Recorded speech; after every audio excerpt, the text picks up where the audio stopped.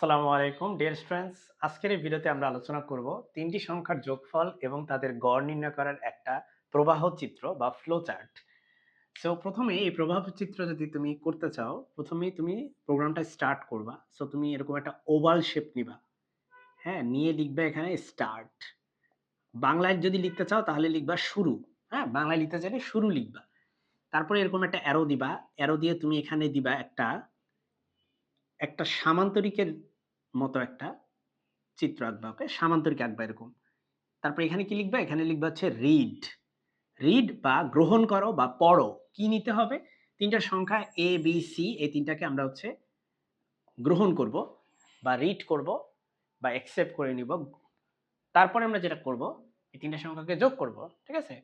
So যোগ যেহেতু একটা প্রসেস, সো এটার জন্য হচ্ছে আমরা একটা আয়তক্ষেত্র আঁকবো এবং এই আয়তক্ষেত্রে তুমি লিখবা যে যোগের জন্য লিখবা হচ্ছে SUM সাম।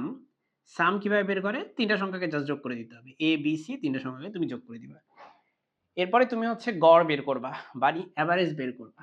তাই তো? তো এভারেজ কিভাবে বের করবা? এভারেজ বের করার জন্য যেহেতু সেটাও একটা প্রসেস বা একটা প্রক্রিয়া, সেটার জন্য অবশ্যই এরকম একটা রেক্টেঙ্গেল বা আয়তক্ষেত্র নিতে হবে। সো এভারেজকে তুমি লেখো A, B, G সংক্ষেপে ABG লিখলাম।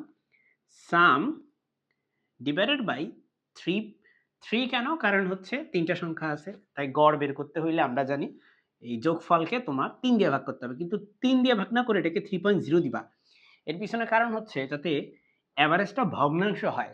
ধরো ৩ টা সংখ্যার যোগফল ৫ আর ৫ কে যদি তুমি ৩ দিয়ে ভাগ করো তাহলে এই সংখ্যাটা একটা ভগ্নাংশ সংখ্যা হবে না? কিন্তু যদি তুমি শুধু 3 লেখো তাহলে এটা ভগ্নাংশ আসবে না। এটা আসবে পূর্ণ সংখ্যা। তাই তোমাকে 3.0 নিতে হবে। 3.0 নিলে ও রেজাল্টটাকেও কি দিবে? ভগ্নাংশই দিবে। ঠিক আছে? রেজাল্টটা ভগ্নাংশ হবে।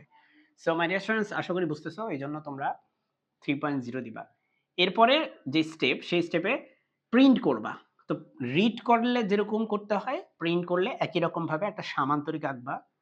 তো আমরা একটা সামান্তরিক এঁকে আমরা এখানে লিখব হচ্ছে প্রিন্ট, PRINT। এখন কি প্রিন্ট করতে হবে? আচ্ছা, এটাকে আমরা একটু বামে চাপিয়ে লিখি। কি প্রিন্ট করতে হবে?